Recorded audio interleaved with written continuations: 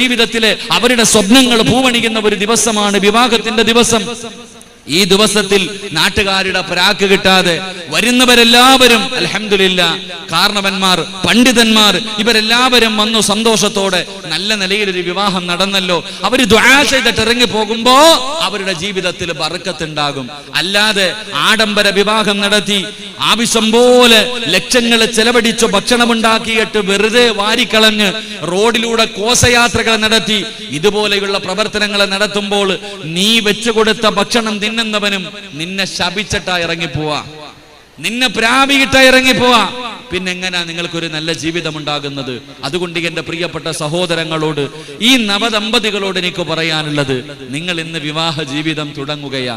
എന്റെ പ്രിയപ്പെട്ടവരെ, ഏതൊരു മനുഷ്യന്റെയും ആഗ്രഹമാണ് സാലിഹായ സന്താനങ്ങൾ ഉണ്ടാവുക, ദുനിയാവിലും ആഖിറത്തിലും ഉപകരിക്കുന്ന മക്കൾ ഉണ്ടാവുക. ഇത് ഏതൊരു മനുഷ്യന്റെയും ആഗ്രഹമാണ്. മരിച്ചുപോയ ഒരു മനുഷ്യന് പ്രയോജനം ചെയ്യുന്ന അമലുകളായിട്ട് മുത്തുനബി പറഞ്ഞത്, അവിടുന്ന് റസൂലുള്ളാഹി സ്വല്ലല്ലാഹു അലൈഹി വസല്ലമ തങ്ങൾ പറഞ്ഞു, അവിടുന്ന് ദുആ ചെയ്യുന്ന സ്വാലിഹായ സന്താനങ്ങൾ. എന്റെ പ്രിയപ്പെട്ടവരെ, ഏതൊരു മനുഷ്യന്റെയും ആഗ്രഹമാണ് എന്റെ മകൻ എന്റെ മയ്യത്ത് കുളിപ്പിക്കണം, അവൻ എന്റെ മയ്യത്ത് നമസ്കരിക്കണം, എന്റെ ഖബറിന്റെ ചാരത്ത് വന്ന് ദുആ ചെയ്യണം, പ്രായമായി കിടക്കുന്ന കാലത്ത് താങ്ങും തണലുമാകണം, അപ്പൊ എന്നെ നാളെ സ്വർഗത്തിൽ കൊണ്ടുപോകണം. ഇതെല്ലാം ഒരു മാതാവിന്റെയും പിതാവിന്റെയും ആഗ്രഹമാണ്. അള്ളാഹു നമ്മുടെ മക്കളെ സ്വാലിഹീങ്ങളാക്കി തരുമാറാകട്ടെ. അപ്പൊ ഈ വിവാഹം കഴിച്ച നവദമ്പതികളോട് എനിക്ക് പറയാനുള്ളത്, മക്കൾ ഉണ്ടായതിനു ശേഷമല്ല അവരെ നന്നാക്കാൻ നിൽക്കേണ്ടത്. മക്കൾ ഉണ്ടായതിനു ശേഷമല്ല എന്നുണ്ടാക്കേണ്ടത്, സാലിഹായ മക്കളെ കിട്ടാൻ വേണ്ടി ഇരിക്കേണ്ടത്. അത് ഉണ്ടാക്കുന്നതിന് മുമ്പ് തന്നെ പരിശ്രമങ്ങൾ നടത്തണം. ഒന്ന്, എന്റെ പ്രിയപ്പെട്ടവരെ, അള്ളാഹുവിന്റെ വിശുദ്ധമായ ഖുർആൻ പറഞ്ഞു. അള്ളാന്റെ വിശുദ്ധമായ ഖുർആൻ പറഞ്ഞത് എന്തേ പറഞ്ഞത്? നിങ്ങൾ നല്ല കൃഷിയിടത്തിൽ വിളവിറക്കിയാൽ, വിത്തിറക്കിയാൽ നിങ്ങൾക്ക് നല്ല വിളവ് കിട്ടുമെന്ന് അള്ളാഹുവിന്റെ വിശുദ്ധ ഖുർആൻ.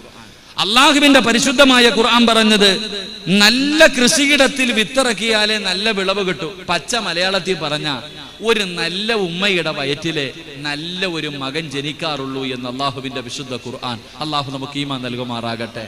അപ്പോ എന്റെ പ്രിയമുള്ളവരെ, ഇവർ രണ്ടുപേരും എന്തായാലും അൽഹംദുലില്ലാഹ് അള്ളാഹുവിനെ ഭയമുള്ള ഒരു പെണ്ണും പയ്യനുമാണ് അവർ രണ്ടുപേരും തെരഞ്ഞെടുത്തു. ഇനി രണ്ട് എന്റെ പ്രിയപ്പെട്ട സഹോദരങ്ങളെ, രണ്ടുപേരും ഇനി ഒരു നല്ല മക്കളെ കമെങ്കിൽ രണ്ടാമത്തെ കാര്യം, നിങ്ങൾ ദുആ ചെയ്യണേ എന്ന് നബിയനാ റസൂലുള്ളാഹി സ്വല്ലല്ലാഹു അലൈഹി. എന്റെ പ്രിയപ്പെട്ടവരെ, ദുആ ചെയ്യണം.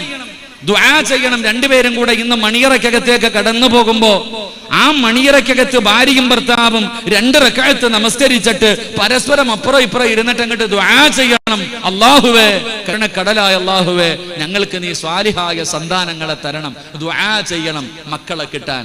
എന്റെ പ്രിയപ്പെട്ടവരെ, അള്ളാഹുവിന്റെ റസൂൽ പറഞ്ഞു, യദ്ഉ ലഹു. അള്ളാഹുവിന്റെ റസൂൽ സല്ലല്ലാഹു അലൈഹി വസല്ലം തങ്ങൾ പറഞ്ഞു, നിങ്ങൾ ദുആ ചെയ്യണം.